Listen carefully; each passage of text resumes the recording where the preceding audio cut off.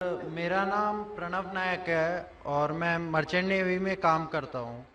मेरा सवाल ये है कि अकॉर्डिंग टू कुरान ये कहा जाता है कि जब कयामत का दिन आएगा तो उस वक्त अल्लाह जब सबको फिर से उठाएंगे तो कहा जाएगा कि अपनी कब्रों से उठो। तो हम हिंदुओं का क्या होगा, क्योंकि हमारी तो कोई कब्र नहीं होती। भाई साहब का सवाल है कि वो कहते हैं कि क़यामत के दिन जब अल्लाह ताला वापस से हमें दूसरी जिंदगी देंगे तो कहेंगे अपनी कब्रों से उठो। हिंदू भाई साहब पूछते हैं कि हिंदू लोग तो दफन नहीं किए जाते, हिंदू बच्चे दफनाए जाते हैं ना। हिंदू बच्चे, हिंदू मजहब में छोटा बच्चा उसको जलाया नहीं जाता है, उसको दफनाया जाता है। और फिर कई मुसलमान हैं जो डूब के मरते हैं, जो जल के मरते हैं, उनको भी दफनाया नहीं जाता है, जिनकी हमें मैयत नहीं मिलती है। ये जब अल्लाह ताला कहेंगे फिर से हम जिंदगी देंगे, जरूरी नहीं कि आप कब्र में से लाए जाएंगे। जो भी इंसान मर चुका है उसको नई जिंदगी दी जाएगी। कुरान मजीद में अल्लाह ताला फरमाता है कि अल्लाह उसमें जान डालेंगे, फिर मौत देंगे, फिर जान डालेंगे। तो अल्लाह जान डालेगा, चाहे वो कब्र में है, चाहे जलाया गया है, चाहे डूब गया है, जो भी हालत में है अल्लाह उस इंसान में जान डालेंगे। और अल्लाह ताला को जान डालना बहुत आसान है, चाहे आप दफनाए गए हैं या चाहे जला दिए गए हैं। अल्लाह ताला फरमाते हैं जब गैर मुस्लिम एतराफ करता है और अल्लाह से पूछते हैं कि जब आप दफनाए जाएंगे और क़यामत के रोज जब इंसान उठाए जाएंगे तो अल्लाह ताला उनकी हड्डियों को कैसे जोड़ेगा। जैसे आप पूछ रहे हैं ना, अल्लाह ताला जो कब्र में है उनको उठाएगा, तो हम तो कब्र में नहीं गए। लोग पूछते हैं, कुरान मजीद में इसका जिक्र है सूरह क़याम में, सूरह नंबर 75 आयत नंबर 4 में कि अल्लाह ताला हड्डियों को कैसे जोड़ेगा। तो अल्लाह ताला फरमाते हैं अल्लाह ताला हड्डियों को ही नहीं जोड़ सकता है, आपकी उंगलियों के पोर पोर को जोड़ सकता है, उंगलियों के पोर पोर। आप सोचते हैं कि अल्लाह ताला क्यों कहता है क्या उंगलियों के पोर पोर को जोड़ सकता है।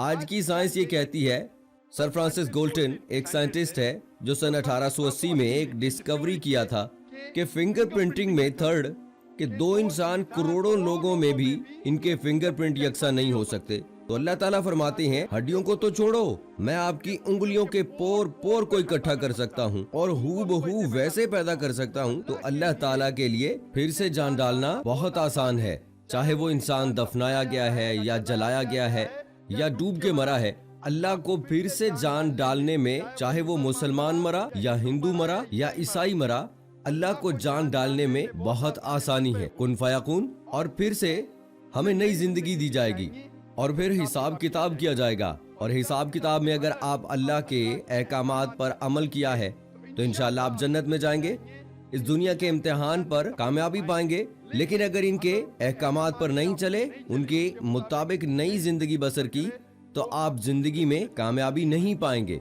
उम्मीद है आपको आपके सवाल का जवाब मिल गया होगा। नाम शंकर भाई है, मैं सूरत से आया हूँ और सूरत में आपके एक एग्जीबिशन में देखा हूँ, अतर खान वहाँ आए थे, उनसे मैं बातचीत किया हूँ। तो मेरा सवाल ये है कि इस्लाम पाक नापाक में बहुत मानता है। अभी जब बेनम आता है, एमसी पीरियड में रहती है, तो उनको नमाज अदा करने का मौका नहीं दिया जाता जहाँ तक कि वो पीरियड में है। और फिर जब इंसान माता के अंदर में उसका जन्म होता है तो वही एमसी पीरियड्स में, जो एमसी पीरियड का जो मटेरियल है उससे ही इंसान की जिस्म बनता है। तो फिर क्या हमारा पूरा शरीर पाक है या नापाक है, इसके बारे में समझाने का प्रयास कीजिए। भाई साहब का बहुत अच्छा सवाल है। भाई साहब सूरत से है और पूछ रहे हैं कि इस्लाम पाक और नापाक में बहुत मानता है। और जब खवातीन हैज में होती हैं ड्यूरिंग द मेंस्ट्रुअल साइकिल, उस वक्त उन्हें इजाजत नहीं कि वो नमाज पढ़ें, और कहना चाहते हैं क्योंकि उस वक्त औरत नापाक है और उसी नापाक के जरिए जब बच्चा पैदा होता है तो उस वक्त भी नमाज ना पढ़ने का हुक्म है। और इसका मतलब ये कि क्या हर इंसान नापाक पैदा हुआ है?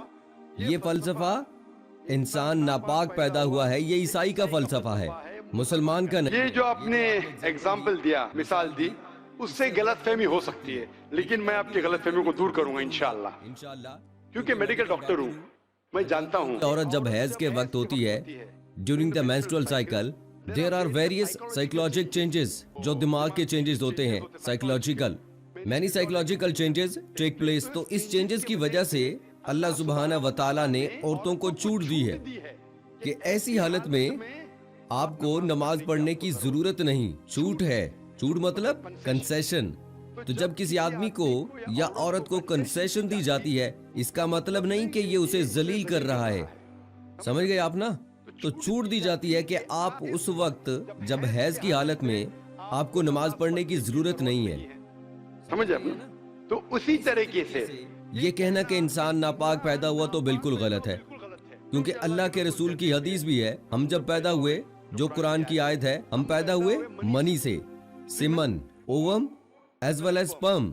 इसको हिंदी में क्या कहते हैं, उर्दू में क्या कहते हैं, मेडिकल स्टडीज में मैंने बता दिया है। When sperm and ovum meets, it's called a zygote. आप समझ रहे हैं ना? तो इसका मतलब हमें जब मनी निकलती है हमें नहाना फर्ज है, लेकिन इसका मतलब ये नहीं कि मनी नापाक है।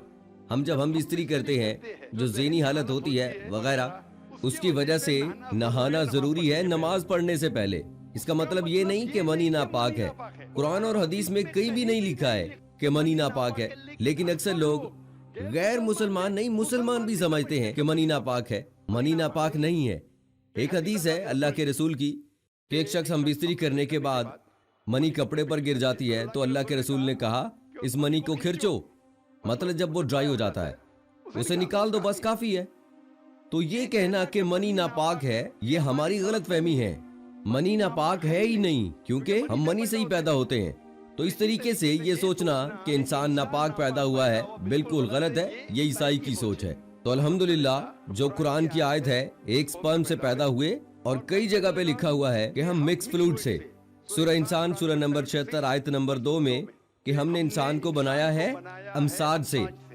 इसका मतलब है मिक्स्ड फ्लूइड से। तो इसका मतलब जो औरत में ओवम होता है और मर्द में मनी होती है, इससे इंसान पैदा होता है, और कहीं भी नहीं लिखा हुआ कि इंसान नापाक है। उम्मीद है आपको आपके सवाल का जवाब मिल गया होगा। मेरा नाम है देवाशीष सरकार। मैं पहले हिंदू था। मैं और मेरी लड़की दोनों एक साथ इस्लाम कबूल करना चाहता है। माशाल्लाह, भाई और भाई की बेटी दोनों इस्लाम कबूल करना चाहते हैं।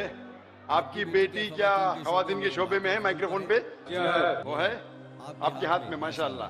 भाई साहब, आप मानते कि खुदा एक है? जी मानता हूँ, जरूर मानता हूँ। आप मानते कि मूर्ति पूजा गलत है? बिल्कुल गलत है। आप मानते कि मोहम्मद सल्लल्लाहु अलैहि वसल्लम आखिरी पैगंबर है? जी हाँ, आखिरी पैगंबर है। भाई साहब, आप पे कोई भी जबरदस्ती कर रहा है इस्लाम कबूल करने के लिए? कोई नहीं, कोई शख्स नहीं, कोई भी दबाव है? कोई दबाव नहीं है। कोई भी आपको रिश्वत दे रहा है? नहीं दे रहा है, आप अपने दिल से कबूल करना चाहते हैं? दिल से। तो इंशाल्लाह मैं अरबी में कहूँगा, आप उसे दोहराइए। अशहदु अशहदु अल्लाह अल्लाह इलाहा इलाहा इल्लल्लाह इल्लल्लाह व अशहदु व अशहदु अन्ना अन्ना मुहम्मदन मुहम्मदन अब्दुहु अब्दुहु व रसूलुहु। व रसूलुहु। मैं शहादत देता हूँ शहादत देता हूँ कि कि अल्लाह के अलावा अल्लाह के अलावा कोई माबूद नहीं कोई मबूद नहीं है, और मोहम्मद सल्लल्लाहु अलैहि वसल्लम उसके उसके पैगंबर पैगंबर और बंदे है। हैं। माशाल्लाह, मुसलमान हो चुके। और इंशाल्लाह मैं दुआ करता अल्लाह ताला से कि आपको ये जिंदगी और आखिरत में सबसे अच्छी जिंदगी दे और आपको जन्नत में ले जाए, और इंशाल्लाह आपके जरिए और लोगों को भी इस्लाम का पैगाम फैलाए इंशाल्लाह। सो दोस्तों, ये थी हमारी आज की वीडियो, जिसमें आपने देखा कि हिंदू लोगों ने इंसान के मरने के हवाले से, उनके उठाए जाने के हवाले से सवाल किए। इसके अलावा इंसान के पाक और नापाक होने के हवाले से जाकिर नाइक साहब ने बहुत अच्छे तरीके से सवालों के जवाब दिए।